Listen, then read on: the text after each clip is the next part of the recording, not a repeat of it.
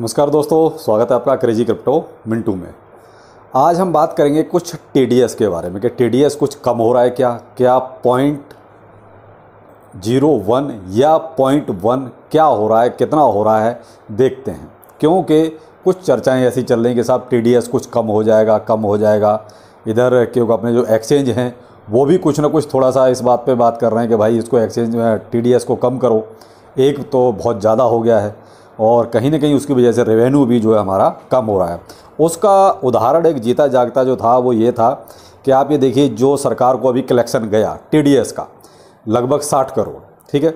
60 करोड़ सरकार ने तो ये सोचा था कि शायद हमें अरबों खरबों जो है टीडीएस के जरिए मिलेगा, लेकिन वो शायद ये भूल गए कि जब बिजनेस ही नहीं होगा तो टीडीएस कहाँ से आएगा। भाई टीडीएस आप कुछ ट्रांजैक्शन होंगे उसी पे तो लगाओगे ना, जब ट्रांजैक्शन ही नहीं होंगे तो टीडीएस लगेगा किस बात पे।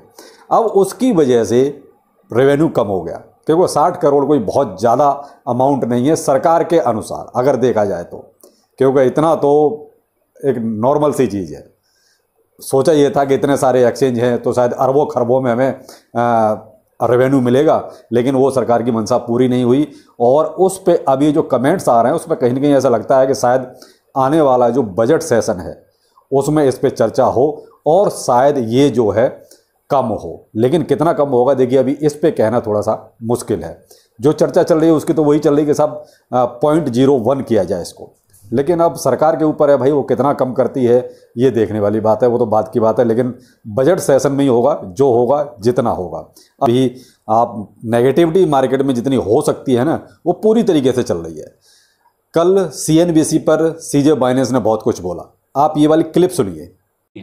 He says he didn't know that Binance was a shareholder of FTX, so he invested in FTX without looking at the cap table.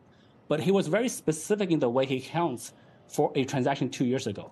So that's kind of contradictory. So I think Calvin's a liar. So I think he's lying about a bunch of stuff. So that's his problem.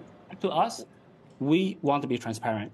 We want to set the golden standard for reliability, solidness in this space. Do it. And we're अब आपने ये clip सुनी, ये सीजे Binance ने जो है clear cut बोला कि एफटीएक्स का जो सीईओ है यानी कि केविन ओलर वो पूरी तरीके से झूठ बोल रहा है, झूठा है। यानी उन्होंने तो पूरी तरीके से ये कह दिया। अब कल उसने अपना जो है केविन ने पक्ष रखा, आज सीजे ने अपना पक्ष रखा, लेकिन सीजे ने एक न्यूज़ चैनल पर रखा है और जो एफटीएक्स ने अपना पक्ष रखा था वो भाई कांग्रेसमैन के सामने रखा था। तो ये थोड़ा सा डिफरेंस है कि अगर सीजे को भी वहाँ बुलाया जाए तब सीजे क्या बोलता है वो एक अलग चीज़ है। लेकिन क्या है कि एक न्यूज़ चैनल पे जाके आप कुछ भी बोल सकते हैं, लेकिन वहाँ पर आप भाई जिनके सामने आप बोल रहे हैं, जैसे वो कल कांग्रेस के सामने बोला है, तो उसी तरीके से वहाँ बोलना थोड़ी एक अलग चीज़ होगी। लेकिन क्या है, आपस की लड़ाई, यहाँ आपस की लड़ाई में कौन पिस रहा है? एक छोटा इन्वेस्टर, वो हर तरीके से मारा जा रहा है। तो यहाँ पर ये चीज़ें शायद नहीं होनी चाहिए थी जो हो रही हैं, और कहीं ना कहीं इसका इम्पैक्ट जो पड़ रहा है वो पूरी तरीके से पड़ रहा है अपने क्रिप्टो मार्केट का, क्योंकि मार्केट आप देख रहे हैं पूरी तरीके से नीचे और नीचे की तरफ अग्रसर है, ना कि ऊपर की तरफ। जबकि फेड ने कुछ पॉजिटिव हमें कहता न्यूज़ दी, सीपीआई नंबर भी कम आए, इंटरेस्ट रेट भी कम किया, लेकिन मार्केट पर इसका इम्पैक्ट जो है नेगेटिव गया, कहीं भी पॉजिटिव नज़र नहीं आ रहा। दूसरा आप देख रहे हैं स्टॉक मार्केट से बहुत पैसा निकल रहा है, कहीं ना कहीं स्टॉक मार्केट जो है वो भी नीचे जा रहा है। बहुत सारा पैसा, आप ये देखिए, मैं एक स्क्रीन आपको दे रहा हूँ, स्क्रीनशॉट, आप यहाँ पर देखिए कितना पैसा मार्केट से निकल गया, स्टॉक मार्केट से। जब स्टॉक मार्केट से पैसा निकलेगा तो देखिए कहीं ना कहीं इसका इम्पैक्ट क्रिप्टो मार्केट पर भी आना ही आना है। तो आप यहाँ तो अभी थोड़ा सा देखिए, मैं नहीं कहूँगा कि आप, अभी मैंने एक चीज़ नोटिस की, देखिए मुझे नहीं कहना चाहिए लेकिन फिर भी कहूँगा, बहुत से हमारे बड़े बड़े इन्फ्लुएंसर एक रील कोई टोकन आया है उसका प्रमोशन करने में लगे हुए हैं। आप देखिए हमने बड़े बड़े जितने भी इन्फ्लुएंसर हैं सब उसका रील का प्रमोशन करने में लगे हुए हैं। तो भाई ऐसे बियर मार्केट में क्यों छोटे इन्वेस्टर को लालच दे के आप फंसवा रहे हो? ये गलत हो रहा है भाई। एक मार्केट का कहते हैं एक अच्छा मोमेंटम होता है, कहीं एक मार्केट में तेज़ी होती है तो समझ में आता है कि ठीक है किसी में भी आप इन्वेस्ट कर दोगे तो वो आपको कुछ ना कुछ प्रॉफिट देगा। लेकिन इस गिरते हुए मार्केट में जहाँ बीटीसी की भी कहते हैं अभी हालत पतली है, उसका भी प्राइस गिर रहा है, वहाँ पर आप एक नए टोकन को, रील टोकन को आप प्रमोट कर रहे हो।